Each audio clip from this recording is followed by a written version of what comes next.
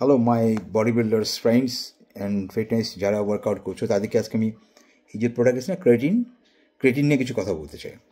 তো আমার লাইফে I was started body building a long time back, but আমি কখনো ওই ক্রেটিন বা ওয়ে প্রোটিন মাঝে মাঝে খেয়েছি, বাট ক্রেটিন BCAA হোয়াটএভার যেগুলি এগুলি কথা বলতে চাই না।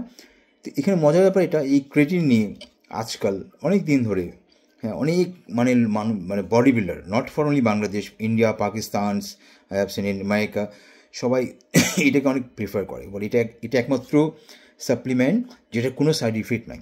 ওকে, দ্যাটস গুড। এবং এটা মাসেলকে খুব পাম্প করে, অ্যান্ড এটা এনার্জি আসে এটা খেলে। এই ধরনের বড় বড় বডি বিল্ডার এক্সপ্লেন করছে। So that's why I bought it. এটা জাস্ট কিছুদিন হলে কিনেছি।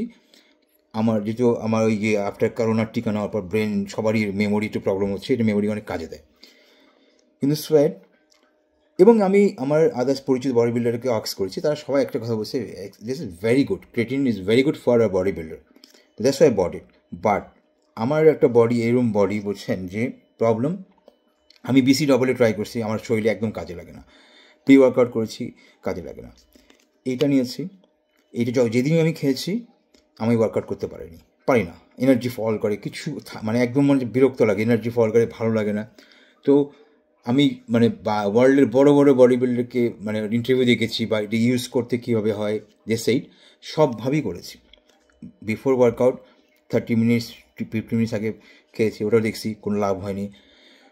উইথ প্রোটিনের সাথে ট্রাই করছি জিমের পরে, সেটাও হয় না। আদার্স টাইমে খেয়েছি, তাও হয় না। লাস্টে 15 স্কুপ খেয়েছি, 15 মতো হবে, বেশি হবে না। ট্রাই করছি, আমি ফাইট করছি না যে হয়তো আমার বডিতে কাজে লাগবে, টিল নাও লাগেনি, এই টাকাটা আমার বেকার হয়ে গেছে।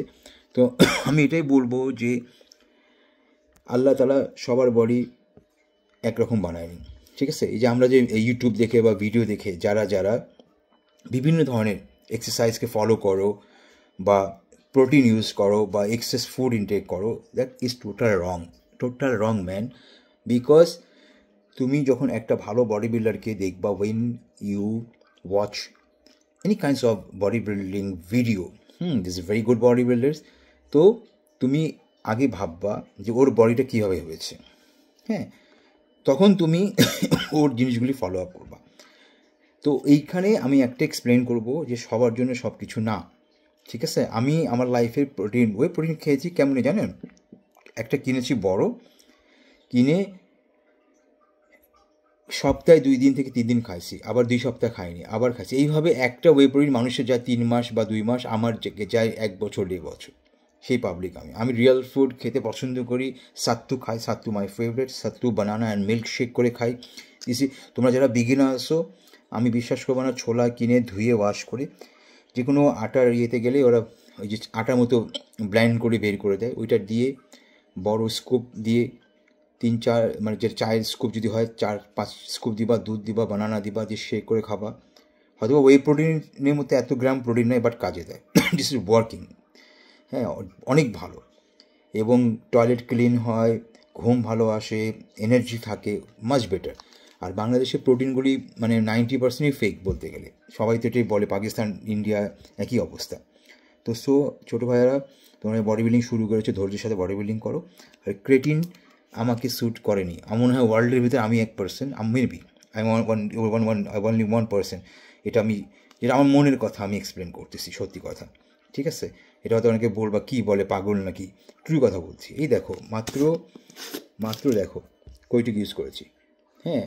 আমি লাস্টে পারলাম না, আমি বললাম না, এটা যখনই খেয়ে আমি জিমে গেছি, আমি জিম করতে পারিনি, সত্যি ওয়ার্কআউট করতে পারিনি, বিশ্বাস করবে না। তো তোমরা সবসময় যে কোনো সাপ্লিমেন্ট কেনার আগে পরিচিত কারো থেকে একটু নিয়ে টেস্ট করে দেখবা তোমাদের স্যুট করতেছে কিনা, then you should be buy, either not. টাকা নষ্ট করো না। আমি তোমার এটা কিনে আটকা পড়ে গেছি। Thank you so much. এই ভিডিওটা বানালাম এই জন্য যে অনেকে অনেক কিছু শুনে কেনে এবং ডস খায়, সবার বডির জন্য সব কিছু না, ঠিক আছে? থ্যাংক ইউ, আল্লাহ হাফিজ।